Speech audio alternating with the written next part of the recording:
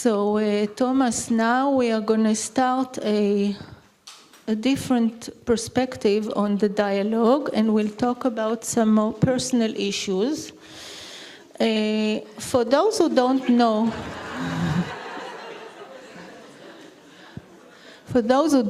I just want to remind you that Heinz Kohut was born in 1913 in Vienna. His parents were Felix Kohut and Elsa Lamberg, both Jewish people. Felix was drafted to the army when Heinz was a small boy, I think 4 or so, no? Well, it's good that I'll tell Thomas what happened to his father, okay? And then Felix died in 1937. The Nazis invaded Vienna in 1938, the Anschluss.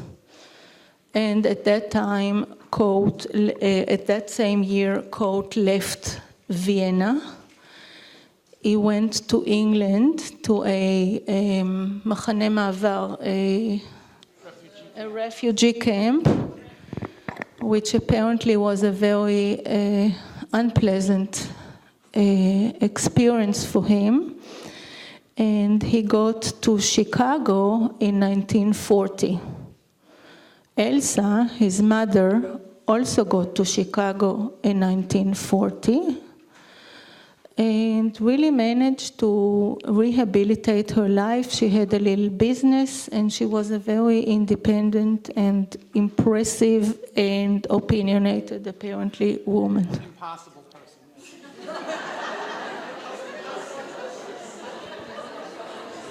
Well, you will see that we have 2 versions. I'm going to bring the empathic version, and Thomas will give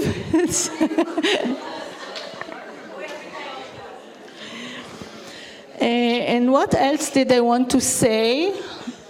Heinz Kohut was first in analysis with Eichhorn, who was not Jewish, in Vienna. And then, since he had to leave Vienna, he started analysis with Ruth Eisler in 1943. And all that time, he was very, very embedded in Freudian theory. And he would correspond with Eichhorn, and Eichhorn would always tell him, stay with Freud, be there, Freud is our big father.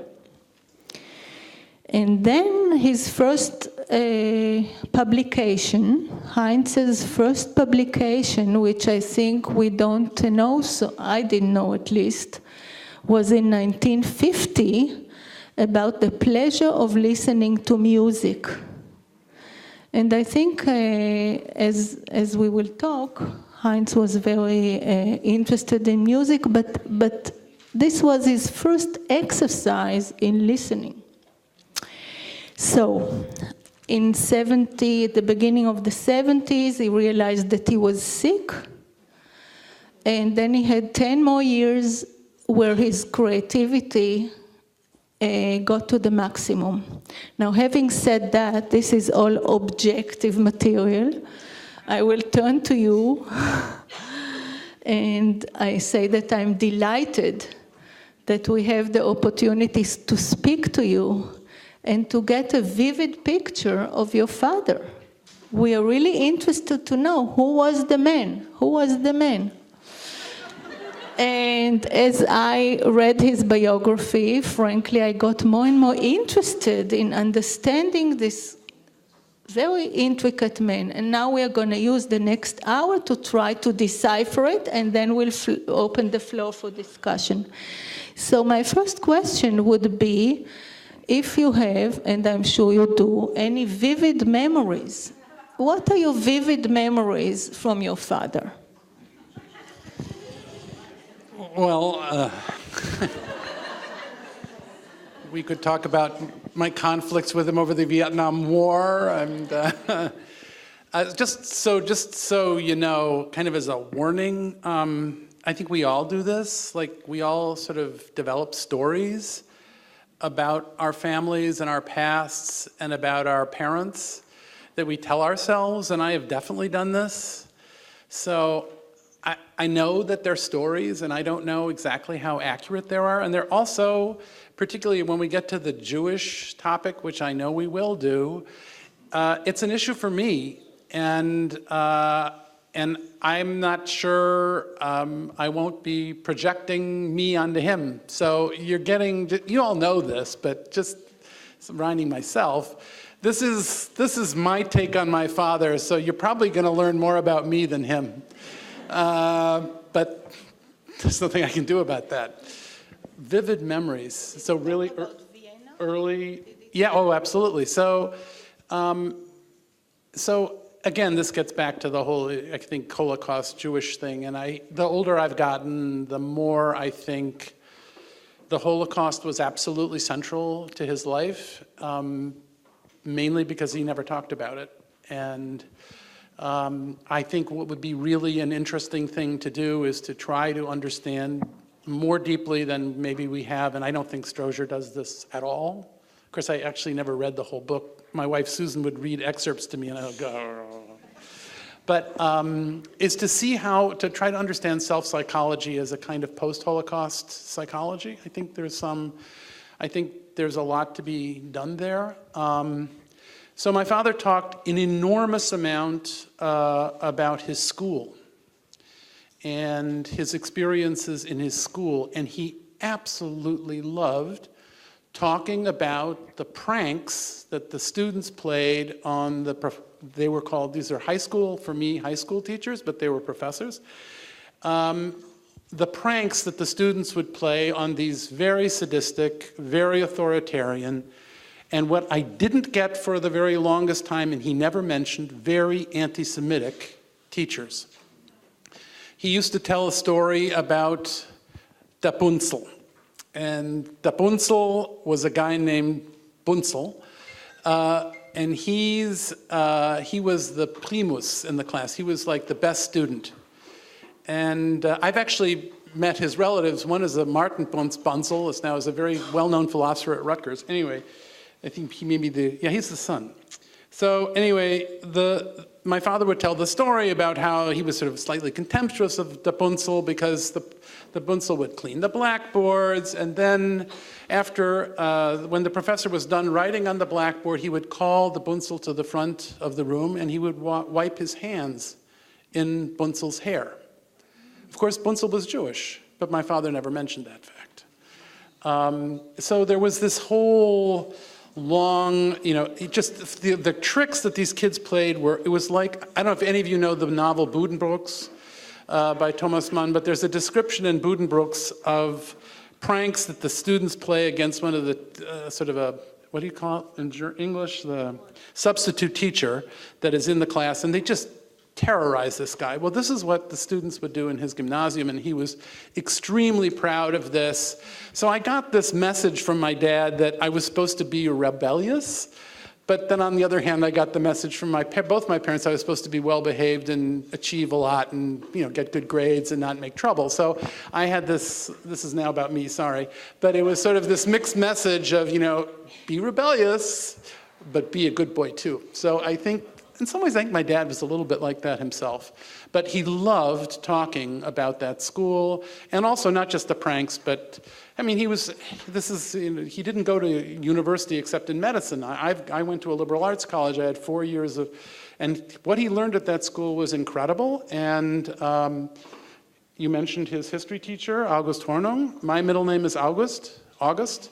I'm named after him and August Eichhorn, his analyst. So I think I was pre-programmed to be a psychohistorian because the only thing that I need to correct in your Gabi, in what you said, is his first analysis was with a Jewish man named Walter Marseille, and he was a terrible analyst, and so why mention him? Because he went from Marseille to Eichhorn. And I remember my father telling me that at one point he was in analysis with Marseille and had a dream about standing in front of this pit, this deep, deep, dark pit, and he couldn't see the bottom of it. And he told this dream to the analyst in Marseille, said, oh, well, what we'll do here is we'll just push you in. And so I think that was probably the end of that analysis shortly there. So again, that's one memory. I don't know how if you would have asked my father during that period and said you were going to become a psychoanalyst, I'm not sure he would have said that. What's very interesting and nobody really knows about is my mother, who was this nice girl from Milwaukee, Wisconsin, who went to the University of Wisconsin and had a BA degree in social work, and she was going to get an MSW in social work. And her camp counselor said, no, you shouldn't get an MSW, you should go to Vienna and get psychoanalyzed and study psychoanalysis in Vienna. So my mother, who was, right out of college and probably 22 years old or something like that, never been abroad, but she could speak German because she was from a German-American family. So she went to Vienna and studied psychoanalysis. My father had nothing to do with it. He was in treatment, but my mother was studying with Eichhorn. I have all these first editions of Freud. My mother bought those. My father didn't. So he bought, this gets to the other part. I have first editions of Robert Musil.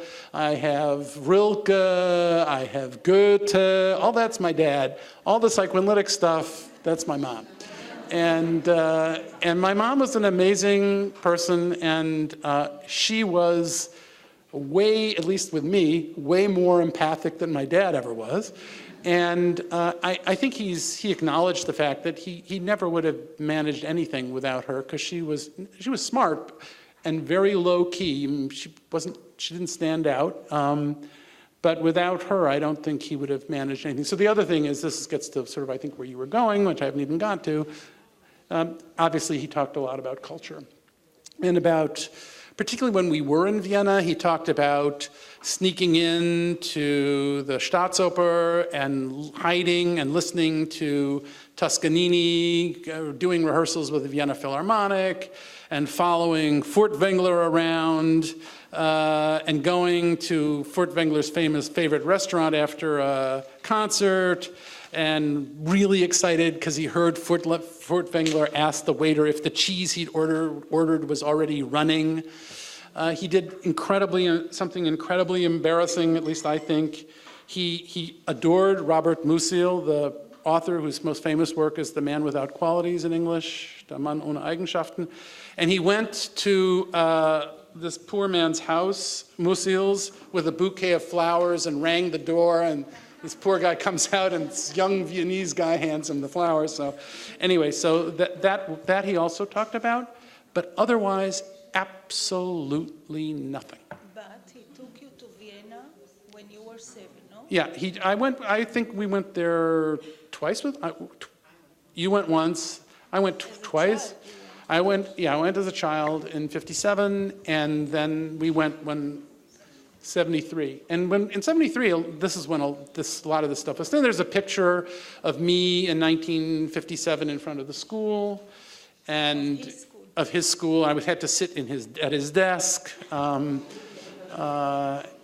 and the other thing you have to remember too, and I don't know if this is something you can resonate with, is he was not an American, and I'm not altogether American either, but he was not like the parents of my other friends.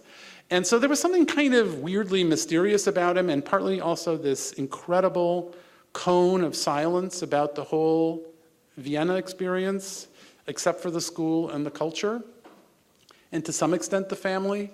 It made it sort of all quite intriguing. And I think probably some of my historical interest can be traced back to that.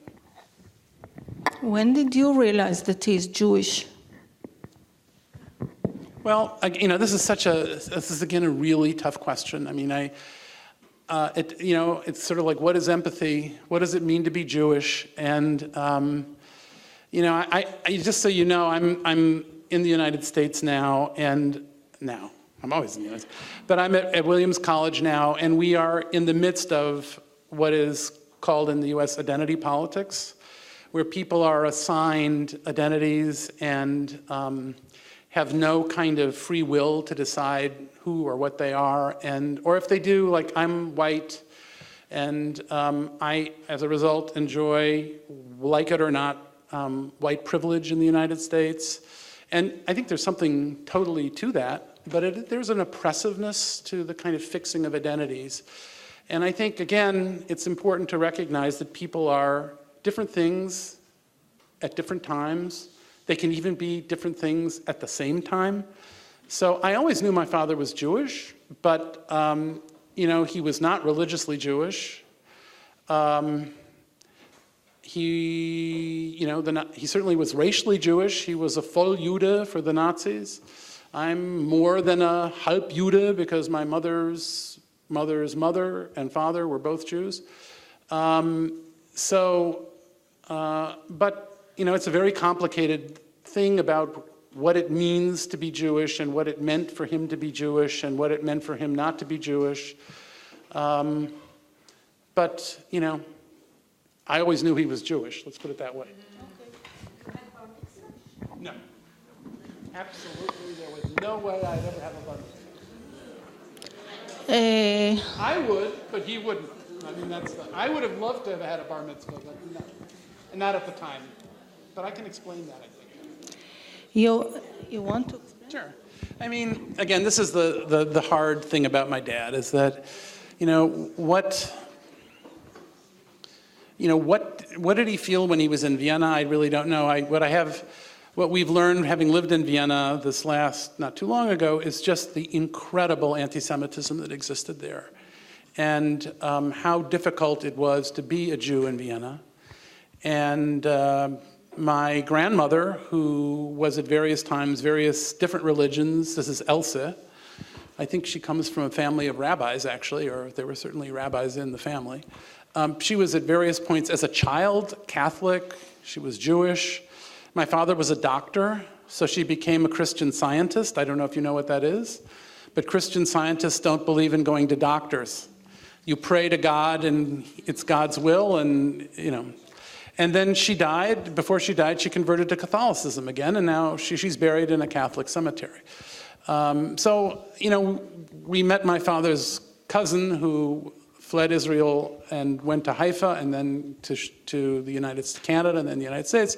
And I was talking to him about, like, my grandmother. What's this? We have this confirmation bracelet from when she was a little girl, and then she's Jewish, and then she's Catholic, and then she's Christian Scientist. And he said, he just laughed, and he said, you don't know what it's like to be a Jew in Vienna. Sometimes you're Catholic, sometimes you're Protestant, And I think there's a lot of that with my dad, and I think also a lot of the I just came up with this in the last week, so this isn't an old story, but it's thinking about this topic coming up here. I think that a lot of his attitude about Judaism after he came to the United States and after 1945 was based on fear, and fear of being killed. And that's why I never would have had a bar mitzvah, because it was very important that I not think of myself as Jewish. And I think that has nothing to do with Jewish self-hatred. It has to do with a deeply ingrained fear on his part that he would be killed. So my parents never owned property in the United States, which for Americans is unbelievable. That's sort of a part of being an American, is having your own house. My father, at one point, when it looked like George Wallace might be elected president, made concrete plans to escape if we needed to. I suspect that were he alive today, he would do that again with Trump. The second to the last thing he ever said to me, and I got it, but I got it, but it's still strange to hear, is he said, if you have a son, don't have him circumcised. And I said, Dad, why? I mean, that's ridiculous. He said, it's just needless pain. But I knew exactly why. Because if you're circumcised, you will be identified as a Jew and they will kill you. So I think some of this is based on fear. And I think, if you connect the incredible cone of silence about the Judaism and about Vienna, apart from the school and the culture, with the fact, he didn't talk about his uncles and aunts who were killed. I kind of knew they existed. I mean, it's just unbelievable. How did I not know this? Why did I not ask? But somewhere I had programmed, I mean, we all know this. This is not an unfamiliar phenomenon. There are many children of Holocaust survivors who know exactly what this is like. And I didn't go there. And I was not meant to go there. And I think I was not meant to go there because I was meant to be protected. So just so you know, I was circumcised, but every male of my age in the United States at that time was circumcised in the hospital. It's just what they did. So, and our son is circumcised too.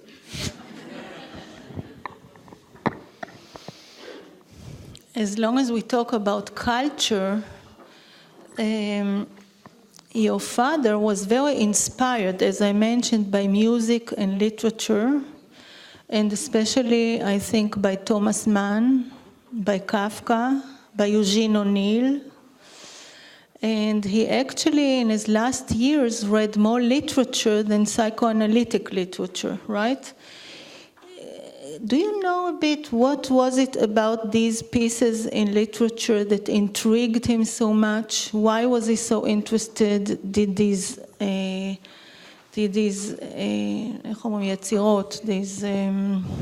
creations inspire his thinking? Okay, so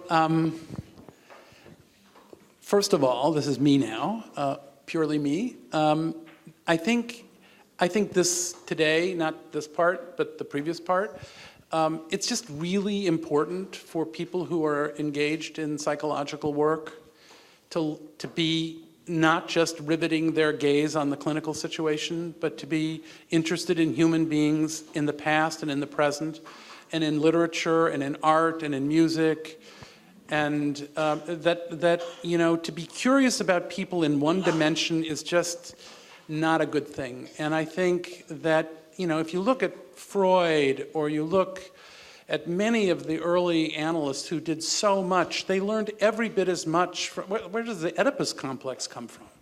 It comes from Sophocles. And, I think that it's really important that other ways of knowing people are known by people whose job it is to understand people. So I think it's a really good thing that you're having this thing today, and you should do this again, not with me necessarily, but with, bringing historians and artists and people in literature. And I think too, this is my issue, but I think, it's very obvious patients, this is the point of my paper today, human beings are influenced by history. History profoundly affects us, and I think people who have Holocaust-related issues totally get this.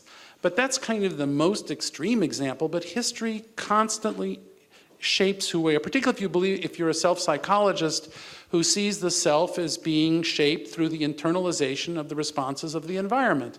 And the environment is shaped by history, and that therefore, having a sense of historical and political and cultural forces that exist in a society will help you to understand your patients better. There's this psychoanalyst named Tilman Moser in Germany, and he's written that it's really interesting after the end of the war, there were lots of analyses that were done. And in none of these analyses did the Third Reich and, well, certainly what was then called the final solution come up. And why is that? It was hugely important, but why was it not discussed? Because the therapists were just as traumatized by this as the patients. So there's a way that you've got to acknowledge that, when I was in the institute, it's like, oh, don't worry, it'll all come up in the clinical setting, the history, it'll come up. The fact is, if you don't know that the history is out there and it's affecting you too, you won't notice it either.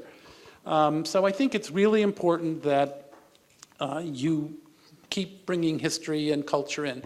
The other thing, now this is about my dad. I think he was very narcissistic. And I think what he did is, after particular point, probably by the time he graduated from this institute in Chicago, I think he pretty much stopped reading psychoanalytic literature. I don't think I never saw him read anything. Did you ever mention Winnicott, for instance? He mentioned Winnicott. I mean, I really like Winnicott. I like Lowald. I think these people are very much like, and he'd read them. But, you know, I think what happened was, I think there was a way, it may have been a little threatening to him to read these other people. He was going to, I said that his mother was difficult. One of her favorite phrases was, "I did it all by myself." And I think there was a kind of way that my father wanted to do it all by himself. And so I think one of the things that Strozier, in his really bad biography, to the extent that I've read it, but that doesn't prevent me from having opinions, he says that my father stole these ideas. Well, the actually worst part is my father never read these ideas. But he could read Eugene O'Neill, and he could read Thomas Mann. I'm Tom. It's not an accident. And he could read, you know, all these other literary figures and learn from them. They weren't quite the competitive siblings that maybe some of the, sorry, I'm sounding Freudian now, but from in the analytic world. But he definitely liked Winnicott. I don't think there's any doubt. I like Winnicott, so maybe I'm projecting, and he liked Hans Lowald and Merton Gill, and he had a great deal of respect for Kurt Eisler, but he did it all by himself. That was really important to him. Now, if we talk about what he did, obviously, Heinz Kohut offered to the psychoanalytic community a number of very radical innovations. And just to mention a few, I will just mention a few. One is the narcissistic matrix as an alternative to drive theory and the approach to aggression as a contextual phenomena. The other is the approach to homosexuality, which shed new light on gender issues and was highly appreciated by the feminist movement. Then there is the idea of the virtual beginning of life, which was a very radical idea at the time, I think. And finally, as Ranan mentioned before, the revolutionary change of perspective in regard to the Oedipus myth, when he introduced the Odysseus myth as an alternative narrative of father-son relations. So these are very, very radical innovations. And my question is, basically, he seemed to be a conservative man. And yet, as you mentioned, he didn't like your opposition to the Vietnam War. He came around. So I'm interested, how do we understand this mixture between conservative thinking and revolutionary ideas? And for you, how is it to be the son of such a revolutionary father? Tough. No, I'm just kidding. All right. So I've got to remember all the things you just said, and I've lost them. So there was the revolutionary thing, the conservative. So my father was a liberal. I would describe him as a liberal. He was, and he would kind of like, he would try to be explaining the Vietnam War. There was a lot of, the domino theory and the spread of communism and that people believed at that time. But this gets back to the earlier point, he was scared that something would happen to me. He kept saying to me, you can't do that sit-in, you'll ruin your career. And I think this fear of something bad happening to me for standing up was there. But I mentioned this earlier, I got the message, you don't want to be a goody-goody, you need to be rebellious. We've done this to our children, it's terrible. On the one hand, we say, be good, I keep the German word, comes into my brav. Be good, be well-behaved, work hard, but don't be a goody-goody, and be rebellious. And I think my father was that too. I think there was both this, he was Mr., he liked to use this phrase, it sort of annoys me, but he was Mr. Psychoanalysis, and he was president of the American Psychoanalytic Association, and he was in the war between the Freudians and the Kleinians. He was on the Freudian. He was the wonder boy of the Freudian side. But there was always the rebellious Heinz Kohut too, the one who liked telling the pranks about the pranks in the schools. So I think he was both of those things. And I think, what's sort of sad, and I have this problem too in my own work, which is actually, for historians, pretty controversial, is I want to be rebellious, but I also want to be loved. And that's really tough. And I think my dad wanted to be rebellious, but he also wanted to be loved.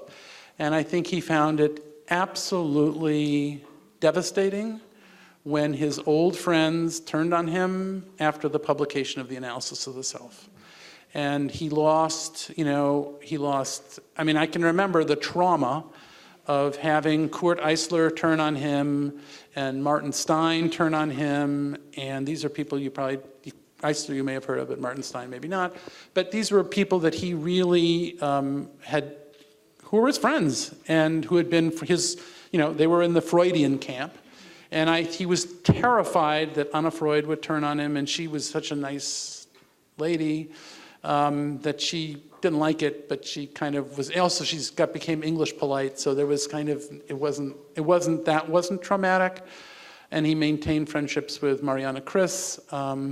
But I think there was this sort of ambivalence that he wanted to have it both ways, which I think we probably can all understand. Where the creativity comes from is who knows? You actually already responded my next question, which has to do with the enormous change that occurred from his being such a prominent figure in Chicago and internationally, and a close friend of Anna Freud, appreciated by colleagues and supervisees and patients. And he was the president of the American Psychoanalytic Association and was about to be nominated as the president of the IPA. And then later on, this painful experience of solitude when he was asked to retreat from the candidacy of the IPA. And a dramatic change occurred. And my question is, how do you think about this? Do you think it was a personal thing, or was it a latent resistance of the psychoanalytic society to accept his innovations? Okay, maybe it's right that he was asked to withdraw, but that's not my memory. Again, this is my memory. I remember sitting at my aunt's house in the country in Dousman, Wisconsin on the porch, and he was discussing about whether he was like a literal life decision. Do I want to continue doing, working as an administrator, or do the sort of president of the International Psychoanalytic? He was pretty sure he was going to lose that election anyway because of all the South American Kleinians who vote in droves. But or whether he would stop doing the politics and just do his own work. I remember he made the decision, I'm going to do my own work. And that then resulted probably in forms and transformations of narcissism, and then the analysis of the self. And I think, this is me being really highly speculative, but I think that, I think all of us understand this. As you grow older, you understand yourself better, and you work on yourself your whole life. And I think there was this may be just totally me, and be totally wrong, but I think there was a way he was beginning to understand himself and analyze himself, because I don't think any of his three analyses, and his analysis with Eichhorn was only a year, I think. It wasn't very long. Certainly the Ruth Eisler analysis was not going to do it. That he began to work on himself, and that work on himself also resulted in his theories on narcissism.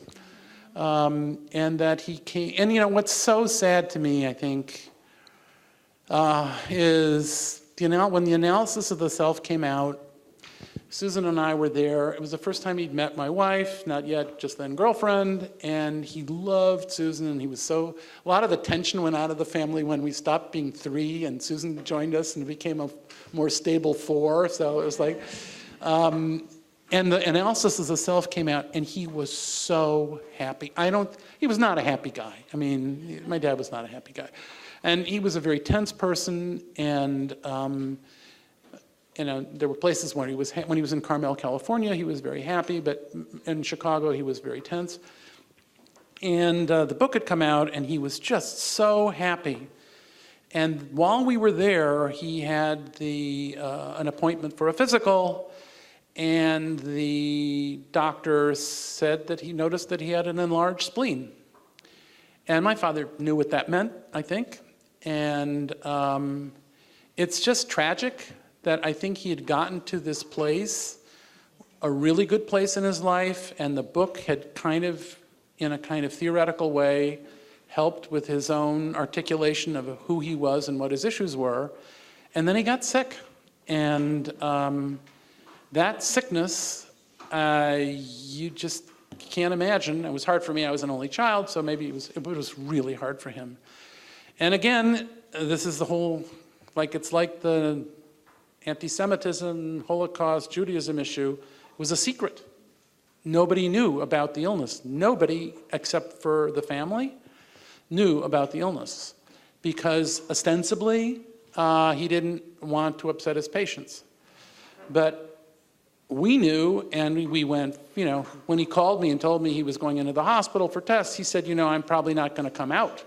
So he thought he could die at any moment, and so we went from blood test to blood test to blood test, and one of the great regrets I have about that whole period is I spent all that time worrying about my dad's health, and he lived for 10 years, but I didn't know that, you know that now, but I didn't know it then, and he didn't know it, and as Susan points out frequently, all the work after the analysis of the self is written under the gun, because he knew he was dying, or he thought he was dying, and there was a kind of rush to finish before he died, and so I think my dad's work is hard to understand frequently because it's not thought through sufficiently because he's so feeling under the cosh to get his work done. So what's tragic for me is that I think he got to a really good place that is connected with his own understanding of himself, which then leads to his whole theories of narcissism and of the self. And just at the point where he kind of does it, and the analysis of the self is really hard to read because it's written with all this Freudian jargon, but he had just gotten to this point when this other scary, terrifying, lethal thing appeared in his life. And the other thing, just to connect the psychology too, there was just at that time when that period had happened, his mother, Elsa, became clinically paranoid and had crazy fantasies about the maintenance man who had spent his whole life caring, or recent years caring for her as she had gotten older, and he was stealing from her, and she went to a lawyer, and it was, my father put a stop to it all. But I think it was an enormous relief for him to discover that his mother was in fact crazy, because, and she was, and she was paranoid, and I think that it was as if, and you all know this, that if you have a parent who's crazy, in particular one, a very powerful and intrusive parent, as she was, you wonder, is their worldview, is that life? Or I have this other idea, is that true? And there's a kind of, whose reality is reality? And I think my guess, this is totally me, this is not my dad, my guess is that the mother's paranoia, so he's written in his books, there's a thing about hiding the paranoia or the mental illness behind the bridge cards. That's my grandmother. She wasn't overtly crazy, she was charming, people thought she was wonderful, and then when she got home, the craziness came out, which I also got to experience. But when she became, so I imagine when he was younger, she was also paranoid and hiding it behind the bridge cards. And my father was beginning to think, this is really crazy. And then what comes along but the Nazis? And suddenly, my God, the world is a lethal place. She was right all along. I don't know. This is just my fantasy. And then, again, she becomes overtly crazy. It made him feel so good to have his worldview validated as opposed to hers. And then he gets sick. So it's just, if I have to say what I think the tragedy of my father's life is, it's that illness. But that just may be me because it was kind of the tragedy of my relationship with him too. So you always bring me to the next question. My next question had to do with his complex attitude to death and dying. one part of, as far as we know, of Heinz Kohut was that he acted actually in a complete denial of death, while at the same time he was he knew that he was dying and he was afraid of dying. And then he adopted a spiritual perspective about transience at the end of his life. He talked about dying peacefully when understanding that what is called the little me is only a part of a larger chain, or when somebody feels that they have fulfilled the nuclear program of the self, then you can die peacefully. So I was curious if he ever discussed these thoughts about dying with you openly, if you could talk to him about it. And that. So as all of you probably know too, we often are really great in public, but we're not so great in private. So there was none of the spirituality about dying and death in the family. You know, that's where we got the worry. I have to say, my dad I thought he was really brave at the end. There was no discussion of spirituality at all in the family, or anything that you might recall philosophical, but it was a lot of worrying, and should we renew this kind of insurance policy, or how much longer do I have to live, and wanting to be hopeful. Coupled with a kind of real bravery in public, he put on a brave face, and he wasn't like, oh God, I'm done. He wasn't whining at all about it. Susan, I don't know if you remember it, but he was great. I hope I'm, behave as well as he did, but there was none of the sort of a kind of philosophical, I don't know, again, only the German word comes to my mind, Auseinandersetzung, working through or talking, arguing with, or figuring out. That didn't really come up too much, and it's very instructive. He and my mother would play Scrabble. My father always won, it's really annoying. We played bridge, he always won, it's really annoying. We played chess, he always won until I finally beat him, and we never played again. Not my choice. Anyway, so they played the last night, it was in the hospital. He'd just come back from Berkeley, and he was in the hospital, and they played Scrabble, and he didn't finish the game, and that night he died. And apparently the last thing he was doing, classic Heinz Kohut, he was instructing the doctors on how to take care of him. And I can just see him there in his this horrible thing that you wear in the hospital, telling the doctors how to do things, because that was my dad. Hardly spiritual at that point. So I have one more question, and then we'll open the floor. What do you think is the main legacy that your father left for us? If you consider what did he contribute to American culture or to psychoanalytic thinking? That's an easy question. I don't know, this again is me, not him. I think psychoanalysis has moved from the early Freud, which is like a world, an intrapsychic world unto itself. Its drives and its resistance, the environment plays literally no role, or almost no role in the early Freud. And then in ego psychology, the environment plays a little bit of a role, or something of a role, in that the environment either frustrates or gratifies instincts, and the ego mediates between the instinctual urges of the individual and the environmental prohibitions. And when you read the Civilization and Its Discontents, Freud has two models of the superego. One is, again, a completely or virtually completely intrapsychic model where the superego is the child's aggression projected onto the parents and then reintrojected. So it's like it just passes through the parents, and they can kind of modify it a little bit, but basically it's this intrapsychic world. And then there's the second model where it is much closer to self-psychology, where the environment, the actual behavior of the parents is kind of is internalized. And that's, so to me, what's important, but this is me, I wouldn't say it's what he would say, I have no idea what he would say, is the increasing awareness of the role of the environment in shaping the self. And an increasing interest not on drives, which are, drives kind of beg the question. They're just like, yeah, that's how people are, they have drives. Or, yeah, people, you know, children want to kill their fathers, that's just the way it is. It's bedrock. And for my father, this gets to what I would say the empathy thing, is it's people, you know, the last piece that's been referred to, introspection, empathy, and the semicircle of mental health, it's like the Oedipus complex occurs in certain cases and for reasons, because of the behavior of the environment.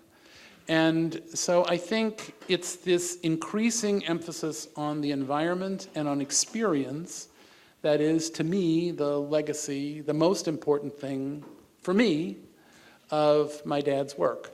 I have to say, I get lost, and I shouldn't tell you this, but he told me once, you know, Tom, you know, there's the idealizing transference, there's the mirroring transference, and there's the twinship transference. You know, so half the time I don't know which one it is.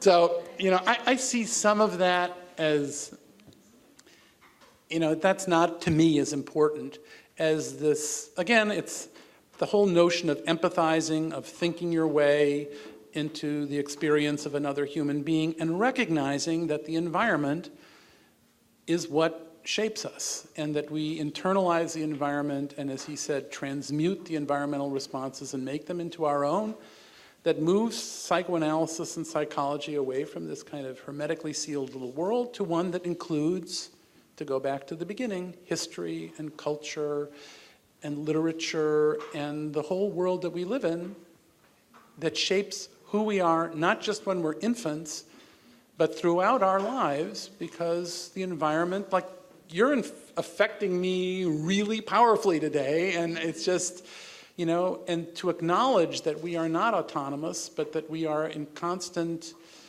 psychological, this is not Heinz Kohut, this is a philosopher that I read for the empathy thing. We live within each other, and I think that's a very important part of self-psychology from my point of view. I would like to invite Steve Asheim and Ranan to come and join us, and maybe there are a few more questions. Steve, no? Come. לא? לא צריך. Okay. So it's sort of late, but still, let's open the floor if there are still any remarks, questions, ideas, please.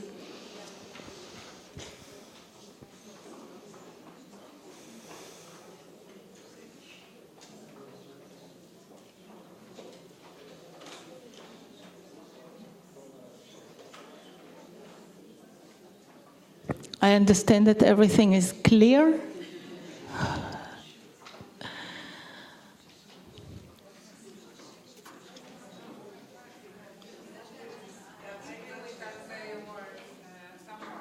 You want to say? Okay.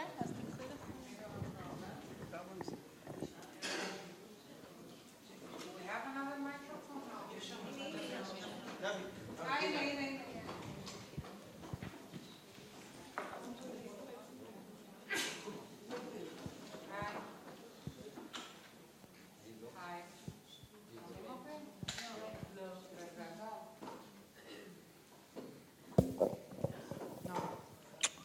Hi. Okay, I wanted just, when I met you this morning, I told you that I felt from yesterday this feeling of like coming to meet closest family. That was my feeling, and I suppose that I share it with most of us.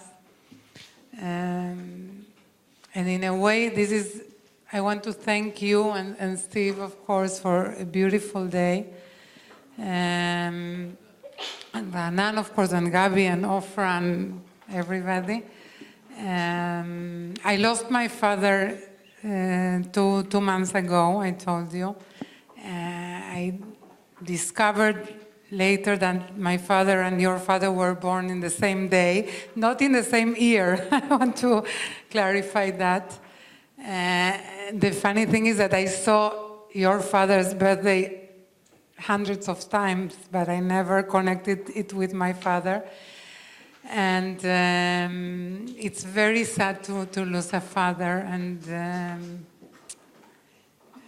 I wanted to say to you that for us, your father is very much alive. I want you to know that he left a lot of good things in this world. And this group at least is trying to keep his ideas going. And maybe he won't agree to everything that we think. I'm sure he won't, but I'm sure he will be happy to know that next generations, as he asked in his last lecture, kept doing this inquiry, this investigation in what is to be a human and what this world needs and what people need. So thank you very, very much.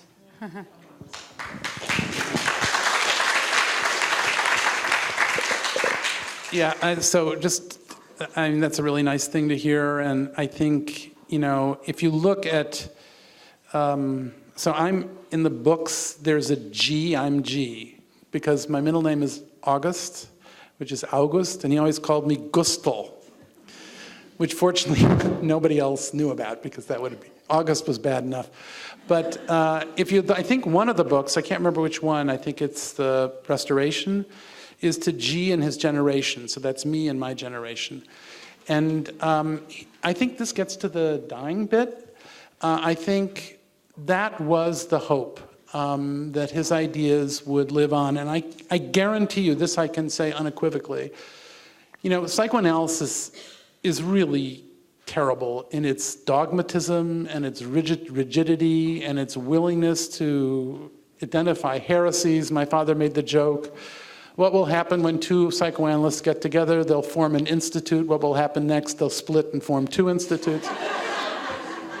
But I think my father was absolutely open, adamant about the idea that he hoped his ideas would live on, but not in a rigid, fixed way. It was extremely important to him that people take his ideas and run with them and take them in totally different directions than he had originally thought. So, and you know, it's easy to say that, but that is actually true.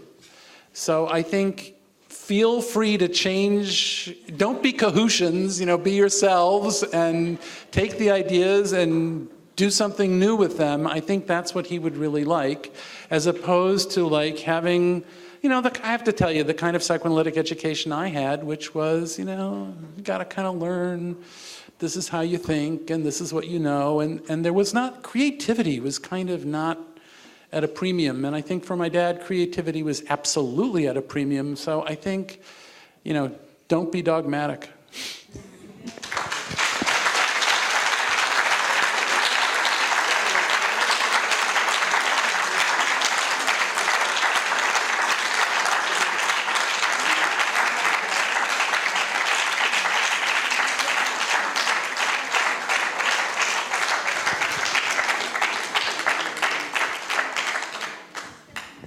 I see that there is one more question here, even though we could finish on that note, but let's take one more question and then we'll close.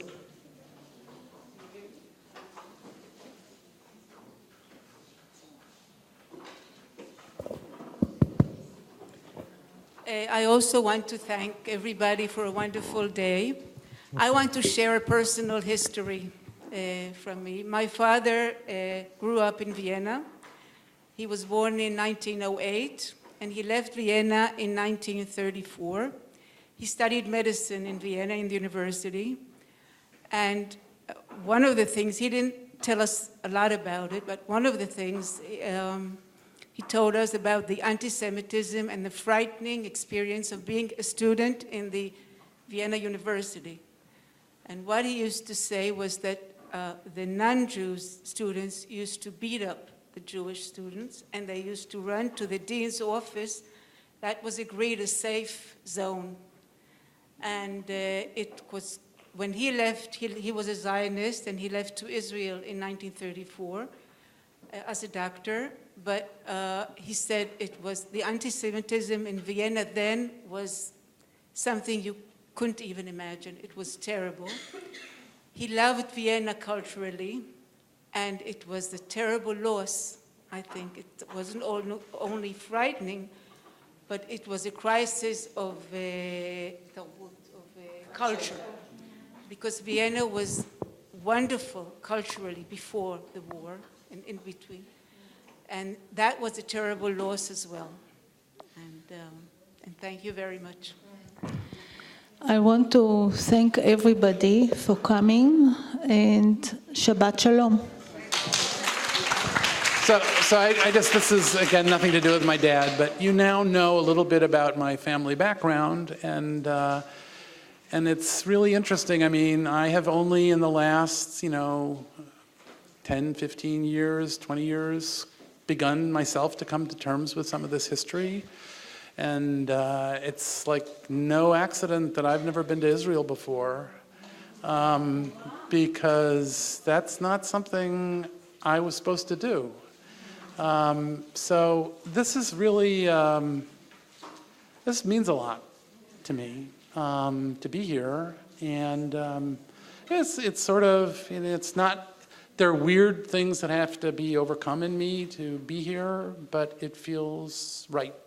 And so thanks, because this was a little, or not a little, step in my own personal growth. So thank you for having me.